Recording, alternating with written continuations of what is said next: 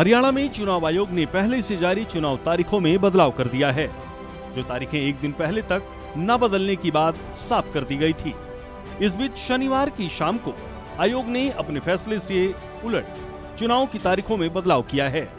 पहले हरियाणा में चुनाव की तारीख 1 अक्टूबर रखी गई थी और 4 अक्टूबर को मतगणना होनी थी, लेकिन अब प्रदेश में चुनाव की नई तारीखों का ऐलान हो गया।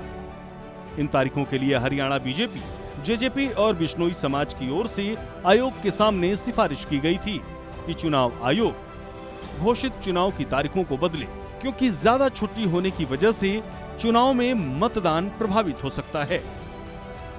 नई तारीखों में 5 सितंबर नामांकन की आखिरी तारीख होगी। 12 सितंबर को दाखिल नामांकन की जांच की जाएगी। 16 सितंबर को नामांकन वापस की आखिरी तारीख है।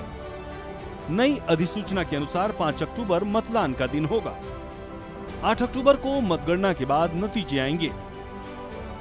चुनाव आयोग की तारीखों के इस फैसले पर बीजेपी प्रदेश अध्यक्ष मोहनलाल बड़ौली की प्रतिक्रिया भी सामने आई है।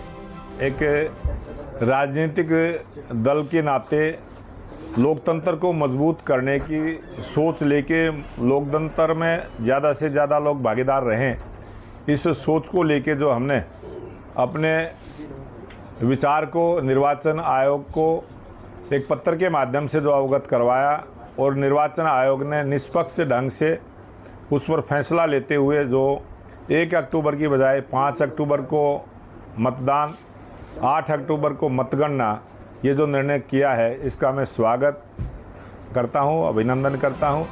इसके साथ ही पूर्व गृह मंत्री अनिल विज ने भी इस फैसले का स्वागत किया है। हम चुनाव आयोग के बहुत आभारी हैं कि उन्होंने हमारी एप्लीकेशन पर कार्रवाई करते हुए चुनाव की तारीखों को बदला है। हमारा मकसद ये था कि जो पहले शेड्यूल जारी किया गया था उसमें एक छुट्टी लेने से चुनाव के पास 5 दिन की छुट्टियां बन जाती थी और संभावना बनी रहती है कि लोग उसके लिए घूमने बाहर चले जाएं या कोई अपने निजी काम दूसरे निपटाए, उससे वोट परसेंटेज गिरती है। इसलिए चुनाव आयोग का बहुत बहुत धन्यवाद। बहरहाल विपक्षी पार्टियों की भी इस फैसले पर प्रतिक्रियाएं सामने आई हैं। दूसरी ओर हरियाणा में चुनाव की तैयारियों में सभी पार्टियां जुट गई हैं।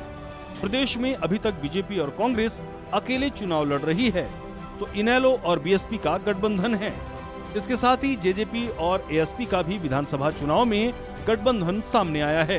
अब देखना होगा कि इन चुनाव में 10 साल से प्रदेश की सत्ता पर काबिज बीजेपी को इन चुनाव में कौन सी पार्टी टक्कर दे पाती है।